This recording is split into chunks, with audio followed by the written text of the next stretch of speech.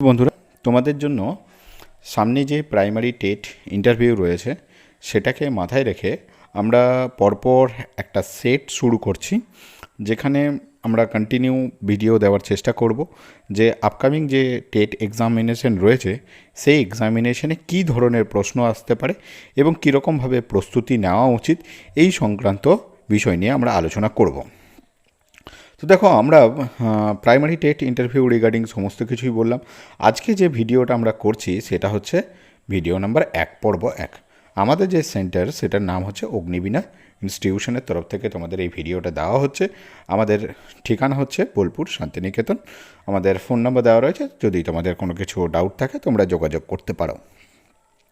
এবার দেখো, প্রাইমারি ইন্টারভিউয়ে তোমরা প্রত্যেকেই জানো যে তোমরা যারা 22-এ পাস করে আছো বা 23-এ পাস করে আছো তারা অনেক বেশি অ্যাডভান্টেজ পেয়ে থাকবে। মানে অ্যাডভান্টেজ বলতে গেলে মানে আমি 23-এর কথা বলছি, 23-এ অ্যাডভান্টেজ পেয়ে থাকবে। তাছাড়াও যারা 17-তে পাস করে এখনও পর্যন্ত জব পাওনি, তো কম্পিটিশানটা মনে রাখবে এবছর কিন্তু খুব হার্ড কম্পিটিশান হতে চলেছে। কম্পিটিশান কিন্তু এত সহজভাবে কিন্তু এবছর হবে না, বা আগেও কিন্তু সেই খুব যে সহজ হয়েছে তা নয়। তো সেই রকম একটা নজির রয়েছে। তো ম্যাক্সিমাম ছাত্রদের সাথে আমার কথা হচ্ছে, তাতে দেখা যাচ্ছে যে স্কোর যদি তোমাদের ডেমনস্ট্রেশন এবং ইন্টারভিউয়ে যদি ভালো স্কোর না থাকে তাহলে কিন্তু এই চাকরিটা তোমাদের কিন্তু হাতে লাগবে না।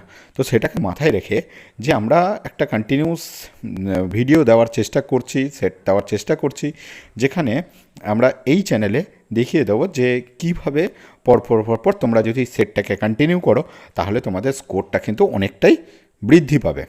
এবং প্রত্যেকটা জিনিস তোমাকে খুঁটিনাটি কিন্তু মাথায় রাখতে হবে, তবেই তোমরা এগোতে পারবে। চলো আর সময় নষ্ট না করে প্রথম কোশ্চেনটা আমাদের কি আছে দেখে নিই। প্রথম কোশ্চেন বলছে, ধরে নাও তুমি প্রথমেই রুমে ঢুকলে, তোমাকে রুমে ঢুকেই হয়তো তুমি বসলে, তো এবার কীভাবে ঢুকতে হবে, কীভাবে বেরোতে হবে, কীভাবে তার প্রসিডিওর আছে, আমি অন্য কোনো ভিডিওতে সেগুলো আলোচনা করে দেবো তোমাদের। তো আজকে যেটুকু আমি আলোচনা করছি, মাত্র 10টি কোশ্চেন নিয়েছি তোমাদের জন্য। সেই 10টা কোশ্চেন কী হতে পারে, বা যেগুলো এর আগে হয়তো জিজ্ঞাসা করা হয়েছে সেই রকম টাইপেরই কোশ্চেন আমরা যাচাই বাছাই করে 10টা কোশ্চেন আমি তোমাদের জন্য রেডি করেছি। সেই 10টা কোশ্চেন আসতে পারার সম্ভাবনা চরম। বিগত বছরগুলোতে অলরেডি সেগুলো জিজ্ঞাসা করা হয়েছে। এগুলো প্রথমেই তোমাকে জিজ্ঞেস করবে বা জিজ্ঞেস করার সম্ভাবনা রয়েছে যে তুমি নিজের সম্বন্ধে কিছু বলো বা নিজের সম্বন্ধে কিছু বলুন। তাহলে সেক্ষেত্রে তোমাকে প্রথমে বলতে হবে যে ওখানে রেসপেক্টেড যিনি স্যার রয়েছেন, সম্মানীয় স্যার বা ম্যাডাম যিনিই থাকছেন, তো তাকে বললেন স্যার, ম্যাডাম, তারপর আপনি আপনার নাম বলবেন, মানে আমার নাম, আপনার নিজের নাম যেটা রয়েছে সেটাই বলবেন। বেশ, আপনি কোথা থেকে আসছেন সেটা বলবেন, আপনার যে ঠিকানা রয়েছে সেই ঠিকানা বলবেন। যে তারপর আপনি আপনার যে লাস্ট কোয়ালিফিকেশান রয়েছে সেই কোয়ালিফিকেশানের কথা বলবেন। তবে বেশি ওভার কোয়ালিফিকেশানটা কম বলার চেষ্টা করবেন। মানে ধরুন আপনার মাস্টার ডিগ্রি আছে বা হয়তো নেট সেট পাস করে আসছেন, যত পারবেন ওভার কোয়ালিফিকেশান হলে ওনারা একটু দ্বিধাবোধই করবেন সিলেকশন, মানে সমস্যার ক্ষেত্রে। তো সেই রকম ক্ষেত্রেও কী উত্তর দেওয়া যায় সেগুলো আমরা পরবর্তীতে আস্তে আস্তে তোমাদের আলোচনা করে দেবো নেক্সট ভিডিওগুলোতে। তো সেটা হলো, আমি এখানে লিখেছি আমি ডিএলএড সম্পন্ন করেছি, এখানে সালটা কত সালে পূরণ করেছো সেটা বলবে যে আমি ডিএলএড সম্পন্ন করেছি এত সালে। কোন কলেজ থেকে সেটা বলতে পারেন যে অমুক কলেজ থেকে করেছি, এবং প্রাইমারি টেট পরীক্ষায় উত্তীর্ণ হয়েছে এবং কত সালে, মানে তুমি যদি ধরে নাও 22-এ পাস করে থাকো, 22 এবং 23 এবং 23টাও করে থাকো, তাহলে 23-এর কথাও বলবে যে এত সালে আমি টেট উত্তীর্ণ হয়েছি। এবং আমি শিশুদের পড়াতে ভালোবাসি এবং তাদের শিক্ষা ও মানসিক বিকাশে সাহায্য করতে চাই। এই হচ্ছে তোমাদের মানে একদম শর্ট ইন্ট্রোডাকশান।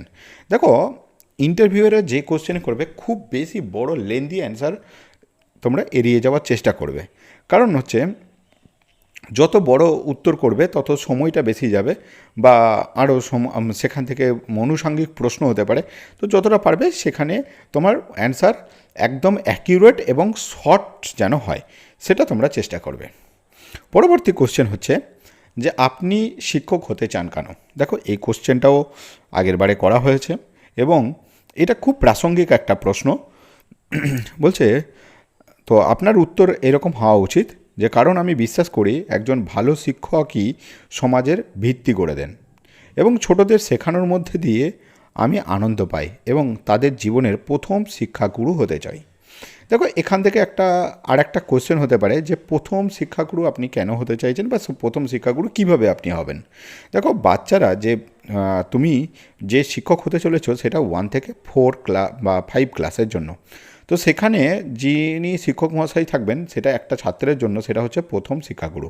সেই জন্যই এখানে বলা হচ্ছে তাদের জীবনের প্রথম শিক্ষাগুরু হতে চাই। পরবর্তী কোশ্চেন, একজন শিক্ষকের সবচেয়ে ভালো গুণাবলী কী কী, বা তোমাকে এখান থেকে একটা কাউন্টার কোশ্চেন বা এরকম এই কোশ্চেনটা এরকমও হতে পারে যে আপনাকে শিক্ষক হিসেবে কেন নির্বাচন করা হবে, বা আমরা শোকজ নোটিশ পাই, যেরকম শোকজ নোটিশ দেওয়া হয় যে আপনাকে কেন মানে চাকরি থেকে বরখাস্ত করা হবে না, আপনি তার উত্তর দিন। বা এখানে তোমাকে এটাও জিজ্ঞেস করতে হবে যে আপনাকে কেন সিলেকশনে নেব, একই প্রশ্নের উত্তর সেম উত্তর হবে। কারণ আপনার উত্তর হবে যে আপনি ধৈর্যশীল, স্নেহ এবং সময়নিষ্ঠা, যোগাযোগ দক্ষতা বলতে ইংরেজি হচ্ছে কমিউনিকেশন স্কিল, এবং শিক্ষার্থীদের অনুপ্রেরণা দেওয়ার ক্ষমতা একজন ভালো শিক্ষকের প্রধান গুণ। বা আপনি এভাবেও বলতে পারেন যে ধৈর্য, সময়নিষ্ঠা, যোগাযোগ দক্ষতা এবং শিক্ষার্থীদের অনুপ্রেরণা দেওয়ার ক্ষমতা আপনার মধ্যে আছে, এবং তাই আপনি একজন যোগ্য শিক্ষক হিসাবে নির্বাচিত হতে চান বা হয়েছেন। বেশ, পরবর্তী কোশ্চেন, আপনি দুর্বল ছাত্রদের কিভাবে সাহায্য করবেন। দেখো দুর্বল ছাত্রদের প্রথমত তুমি যেটা করবে, দেখো এইটার কিন্তু খুব ভালো ভালো উত্তর হতে পারে।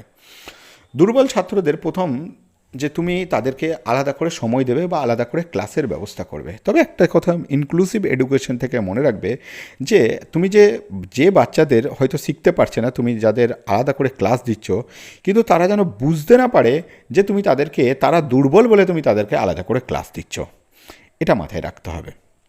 দেন সহজভাবে তোমার নেক্সট উত্তর হবে যে সহজভাবে তুমি উত্তর ভাষায় বুঝিয়ে বলবে, খুব বড় সড়ো ল্যাঙ্গুয়েজ বলার দরকার নেই, কমন ভাষায় সহজভাবে ব্যবহার করবে। ছবি এবং চার্ট ব্যবহার করবে, যেটাতে পড়া বা আরও আকর্ষণীয় হয়ে ওঠে, বা টিএলএম যেটাকে বলছি আমরা, টিএলএম ব্যবহার করবে, এবং তাদের আত্মবিশ্বাস বাড়াতে প্রশংসা করবে। এবং তাদেরকে এটাও তুমি অ্যাড করতে পারো, তাদেরকে খেলার মাধ্যমে তুমি তাদেরকে পড়াশোনার মধ্যে অ্যাড করবে, বা তাদেরকে খেলার মধ্যে আরও উৎসাহী করবে পড়ার প্রতি, যাতে সেই তাদের যে রেমেডিয়াল পোর্শন বা যে বাকি পোর্শন যেভাবে তারা এগিয়ে যেতে পারে, বাকি ছাত্রদের সঙ্গে সমান হতে পারে, সেই বিষয়টাকে তোমাকে ভালো করে মাথায় রাখতে হবে। নেক্সট হচ্ছে, যদি কোনো ছাত্র ক্লাসে দুষ্টুমি করে আপনি কি করবেন। এখান থেকে অনেক রকম কোশ্চেন হতে পারে যে কোনো ছাত্র খুব বেশি বদমাইশ, খুব বেশি তাহলে সে মোটামুটি একই উত্তর হবে। প্রথমে তোমার যেটা উত্তর হবে, প্রথমে আমি কারণটা বোঝার চেষ্টা করব, শান্তভাবে তাকে বোঝাবো, এবং কোনো কঠোর শাস্তি না দিয়ে তাকে ভালো আচরণে উৎসাহ দেব। তাতে কি হবে, তাতে সেই ছেলেটা আরও বেশি প্রোগ্রেসিভ হবে, আরও বেশি এগোনোর চেষ্টা করবে। তো তুমি কোনোভাবে তাকে শাস্তি দেওয়ার দিকে এগোবেই না, এই জিনিসটা তুমি স্ট্রিক্টলিভাবে বলবে। নেক্সট পরবর্তী কোশ্চেন হচ্ছে, পাঠ পরিকল্পনা বা লেসন প্ল্যানের কী গুরুত্ব রয়েছে। ইন্টারভিউয়ের কোশ্চেন হতেই পারে এবং খুব গুরুত্বপূর্ণ একটা প্রশ্ন।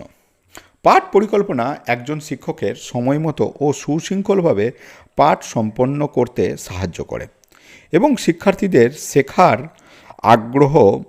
শেখার উদ্দেশ্য পূরণে সহায়তা করে।